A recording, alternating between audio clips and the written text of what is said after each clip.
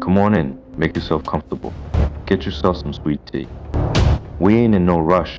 I'm fixing to tell you a story that's been told around our fires for as long as anyone can remember. It ain't just an old wives' tale, mind you. This is a part of this land, a part of us. There are some things you see that these mountains hold on to tighter than a tick on a hound dog. Secrets carved into the rock, sung by the wind through the pine. And some of those secrets, well, they ain't always friendly. What I'm talking about is Bootlinta, Spearfinger, the stone woman. And she ain't just a story.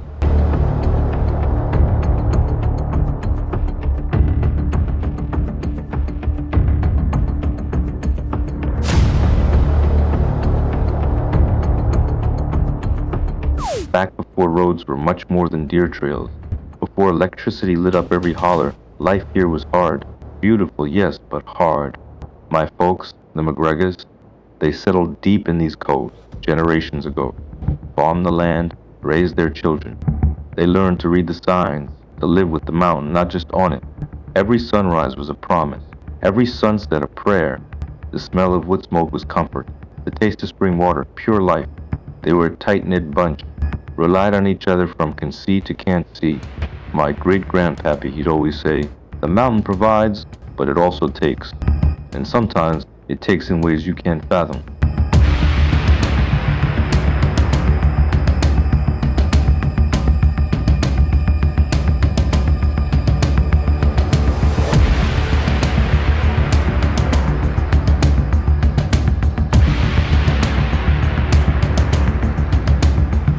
Children were the heart of it all.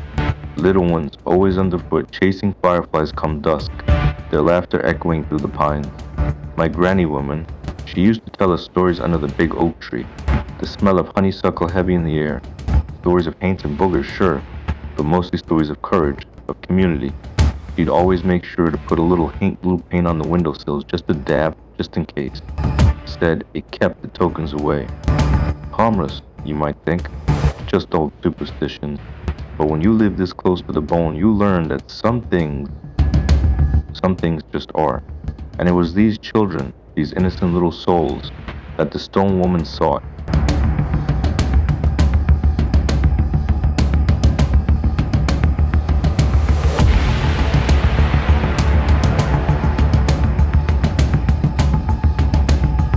It started subtle. A child goes missing for a few hours, then turns up, disoriented, confused. Just wandered off, folks would say. Got lost in the woods, happens all the time. You'd smell the damp earth clinging to their clothes, feel the rough bark in their hair. But they'd be different, quiet. And then, a few days later, they'd get sick. A fever, a cough. Granny woman would brew up her teas, use poultices of comfrey and plantain, but nothing seemed to help.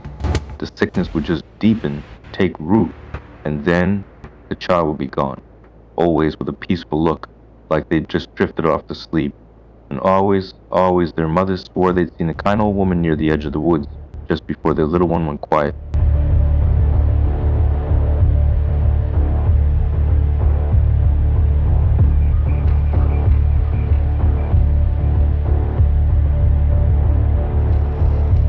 Then, the disappearances became more frequent. And not just children. Sometimes a young mother out gathering berries, or a hunter checking his traps. They wouldn't just be sick, they'd be gone. They'd be gone. No trace. No trace. My great-uncle Silas, he was a tracker, knew these woods better than his own backyard. He'd follow a trail for miles, smelling the crushed leaves, feeling the broken twigs, but the tracks would just stop. Plumb disappear, like the person had just evaporated into the air, and people would swear they'd heard a strange high-pitched whistling after dark, carried on the wind, a sound that wasn't quite human, but too close to be animal. Everyone knows you don't whistle after dark in these parts. It calls things that listen, as road does it.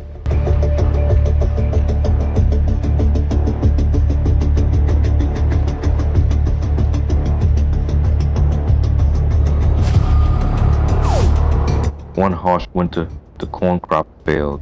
Folks were starving. My kin were barely making it.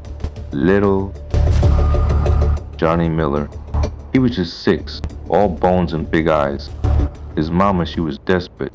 She told him to go down to the creek, see if he could catch a fish, anything. She kissed his forehead, felt the chill of the morning air on his skin. He set off, a tiny cane pole over his shoulder, the smell of wood smoke from their cabin fading behind him. A few hours later, a neighbor found him, not by the creek, up on a high ridge near some old side-goggling rock formations.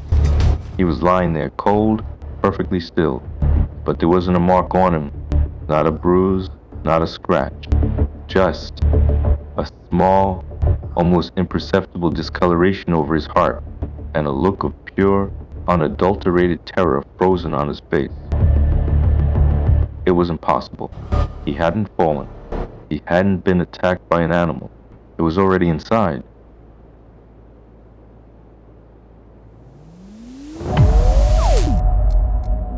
That's when the Cherokee elders, from a settlement over the ridge, they sent word.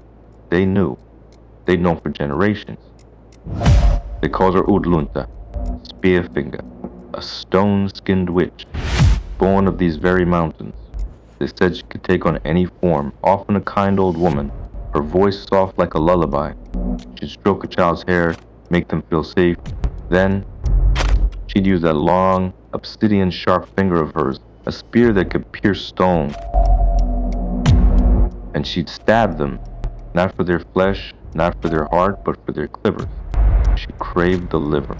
My great-uncle Silas, he always said he could almost smell the iron, the coppery tang of what she took from them.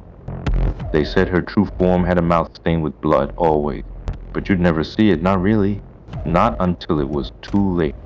Her skin, hard as granite, couldn't be touched by arrow or blade. She was a walking mountain, a living terror.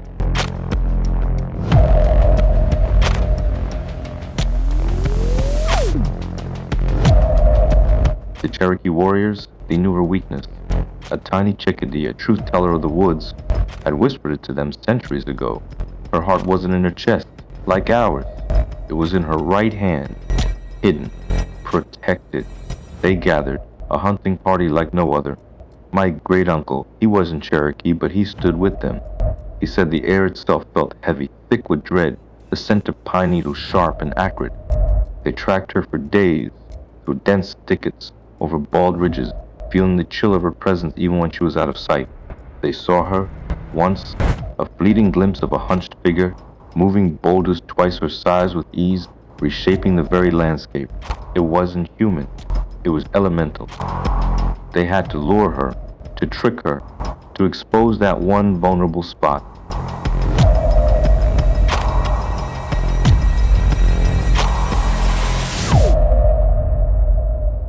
They did it.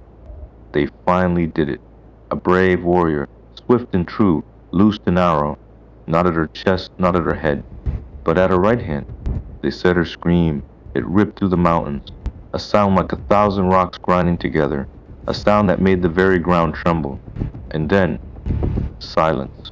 A silence so profound, so absolute, it felt like the world had stopped breathing.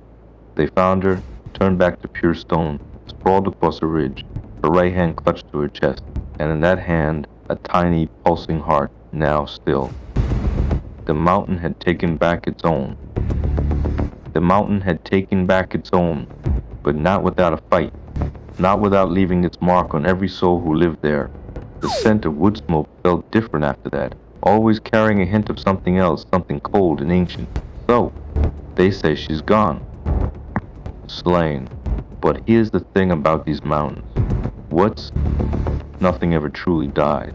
It just changes form, becomes part of the earth again. And sometimes it wakes up. My granny woman, she always told us to be wary of empty rocking chairs, to never let them rock on their own. Said it was an invitation, and she always kept her windows painted ink blue. Even after all these years, people still say they see strange new rock formations up in those high gaps, places where they weren't before. And sometimes, when the fog rolls in thick and heavy, you might just catch a glimpse of a hunched figure moving through the mists, a shadow among shadows, or hear a distant haunting whistle that's too high, too close to be just the wind.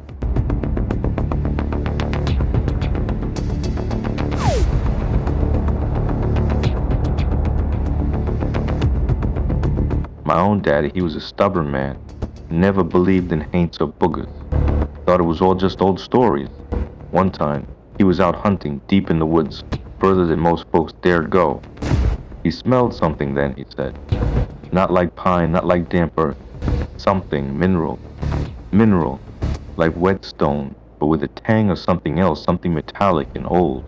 He felt a cold breath on the back of his neck, a chill that had nothing to do with the air. He turned around, real slow, and there, standing just beyond a thicket of rhododendrons, was an old woman. Her face was kind, he said, smiling, but her eyes were like chipped flint, and her right hand, he didn't see it clearly, but he said it just looked wrong. He didn't wait around. He just ran like a scalded dog all the way home, and he never hunted that far out again. He always kept a fire burning, even on the hottest nights, just in case.